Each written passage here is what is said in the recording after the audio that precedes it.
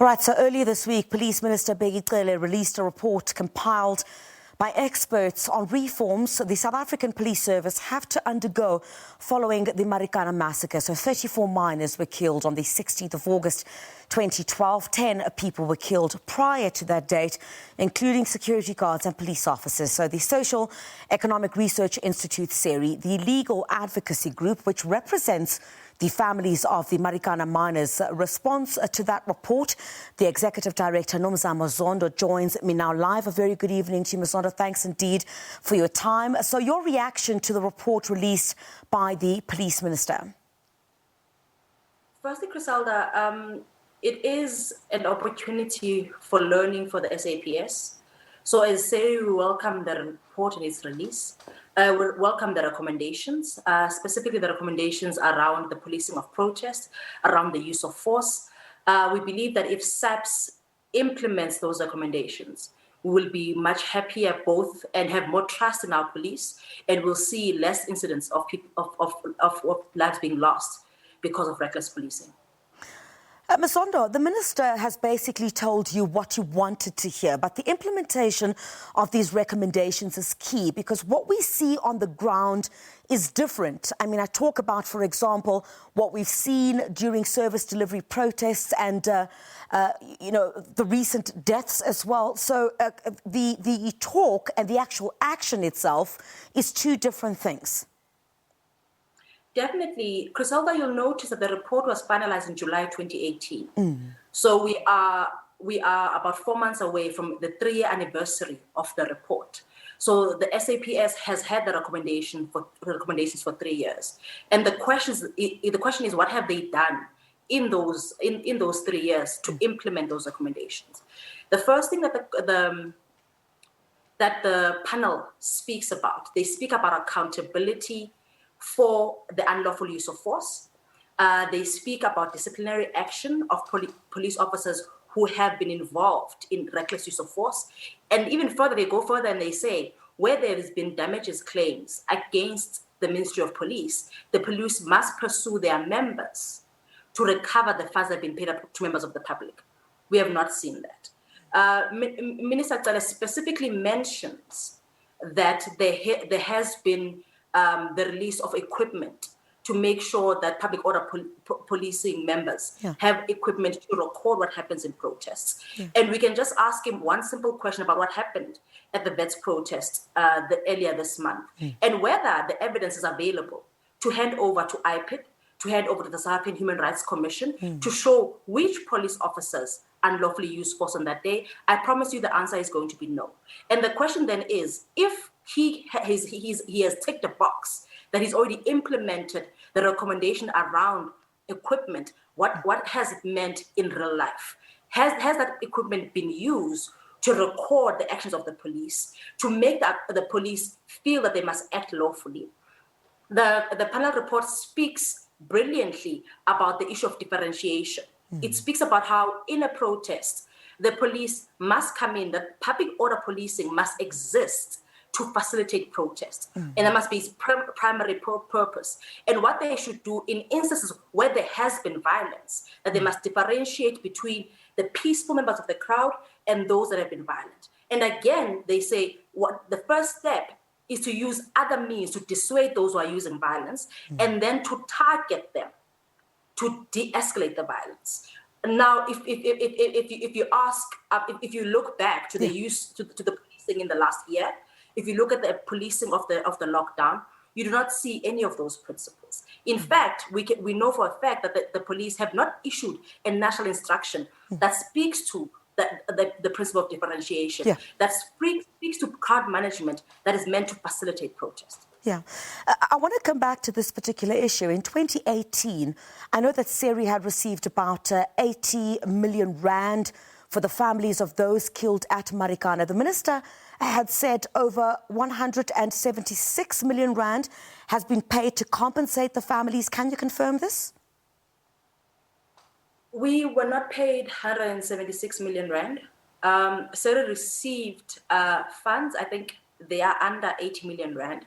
And SERI represents 36 of the 37 families whose loved ones were killed by the police.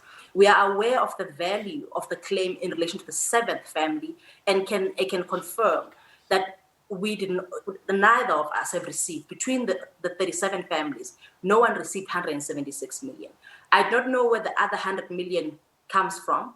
When I engaged the state attorney who is currently handling the matter, he says he's also not aware of where that figure came from. That's quite astounding, because it certainly seems that earlier this week, that is the figure that was brought across, and the impression, I guess, was created that that was the amount of money that had been paid to the families of those who were killed at Marikana. I'm hoping our team would be able to do a follow-up on this to find out exactly where that other 100 million is, as you say, because you said in 2018 you received about 80 million rand, and the state attorney also knows nothing about the other figure that has been given, the additional about 100 million. I'm hoping our team can follow up on that, but I want to talk about this particular aspect as well. So earlier this week, also the former Deputy Police Commissioner in the Northwest, William Mpembe, and 3 others were acquitted on charges relating to the death of minor, it was Mr. Sikhalala, in a police van during the Marikana Massacre. Has there been any reaction from the family regarding this, given the fact that they're also in a quest for justice? So, Griselda, the family is disappointed. Mr. Sikhalala's oldest son was in court when the judgment was delivered.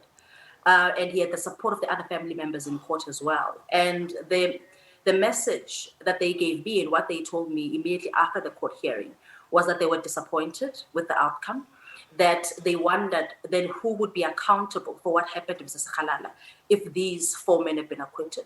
Specifically, the family spoke about how this case is symbolic and embolic of Marikana, exactly because here we have an instance where the police have concealed the fact that a man died in a police van as opposed to a hospital where the commission had been told over a period of 2 years was where he died. That cover-up is revealed by IPID, and the police don't in any way as an institution explain how it is that Mr. Sikhalala's body left the hub where where the police had seen that he died. The police, even today, cannot explain how his body left the hub and ended up at Andrew Safi instead of the mortuary. The story of Mr. Sikhalala is the story of the Marikana Massacre, which is the story of a police that were out for vengeance. It tells us that a man who had an elderly man, a 58-year-old man, who'd been injured by being shot in the chest, was not provided with first aid, was not given medical attention, was not sent into an ambulance, was not taken to hospital, but was instead handcuffed and arrested. And that the fellow miners who were in the truck with him had to suffer the torture of seeing him take his last breath. That is the story of Marikana. The reason that the families are disappointed is because even the court didn't get that. The court, in its judgment, explained how important it was that everyone must understand this case is not about the Marikana Massacre. It's not about the 34 men who died. Yeah. It's not about the killing of Mrs. Sikhalala. But that's what exactly it's about. This case is about the fact that the police killed a man in cold blood and then did not give him medical attention when they had been trained with first aid. And 2, did not ensure that he got that medical attention when ambulances had been called in advance of the massacre. And instead of making sure this person survives or at least has a dignified death, he dies in the brutal way that he did. Nomzamo, thank you very much indeed for your time this evening. The Executive Director of the Social Economic Research Institute, SERI, Nomzamo Zondo, joining us on the programme this evening. The National Union of Mine Workers says it has decided to table a 15% wage increase from gold mining companies and Eskom when the new round of wage negotiations kicks off next month. The union is adamant that the wage demand, which is 5 times above the current inflation rate, is rational and justified. The National Union of Mine Workers getting ready to lock horns with Eskom and gold mine bosses once again. Currently, mine workers in the gold industry earn around 9,500 rand a month. The NUM says it wants the salaries to be hiked by between 15 and 20%. That's 5 times above the current inflation rate of 3.2%. But the union maintains that the demand is justifiable. When we go to the wage negotiations, we demand a 15%, for example. We are classified as the people that don't know a calculator. We are classified as the people that maybe are fishing. Here is the CEO of the company that comes. He never worked. For the first day, when he arrives, he has got packs that can pay more than 1,000 employees, one person. You don't go and call a press conference and ask that when you pay these workers 9,500, how do you manage to pay one person who doesn't go and work underground, don't produce any production? The NUM says a minimum wage of 15,000 rand a month will also do. And there is more. We are tired of being paid 3,000, 4,000, and that is classified under empowerment. What type of an empowerment is that? Is there a CEO who can really be given 3,000? If there is a CEO of any mine, of Eskom, any construction company, any metal company that has ever been given 3,000, we want to test that, let it start with them. So they are raking in millions and billions, but they are giving us 3,000. We are just tired of this 3,000 and 5,000. We strongly believe that we want to taste how do you get a 50,000 at a go. The NUM says it also wants a special COVID-19 leave to be given to affected mine workers. Mbongeni Muchwa, SABC News, Johannesburg. Economic growth in sub-Saharan Africa is estimated to have contracted by 2% in 2020. This is contained in the World Bank's latest Africa Pulse, the Future of Work in Africa report. The report notes that economic recovery hinges on countries deepening reforms that create jobs, encourage investment and enhance competitiveness. It says that the resurgence of the pandemic in the late 2020 and limited additional fiscal support will pose an uphill battle for policymakers. The bank says a second wave of COVID-19 infections is partly dragging down the 2021 growth prospects.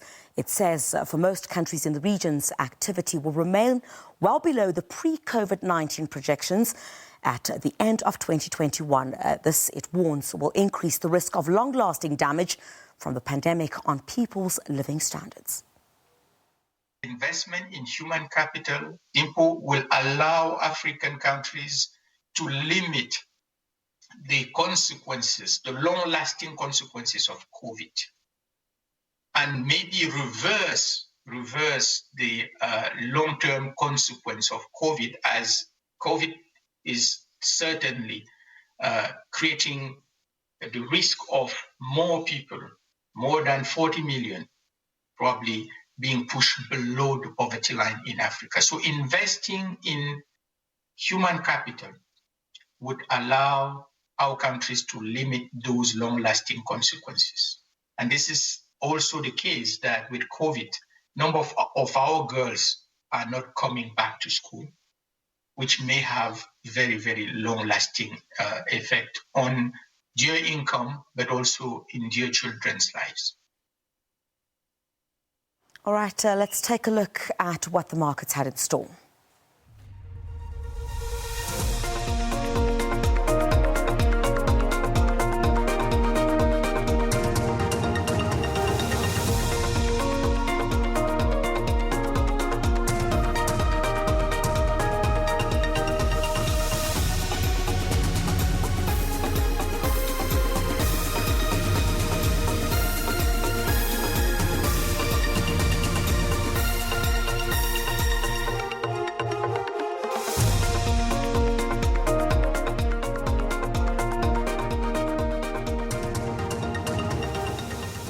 All right, of course,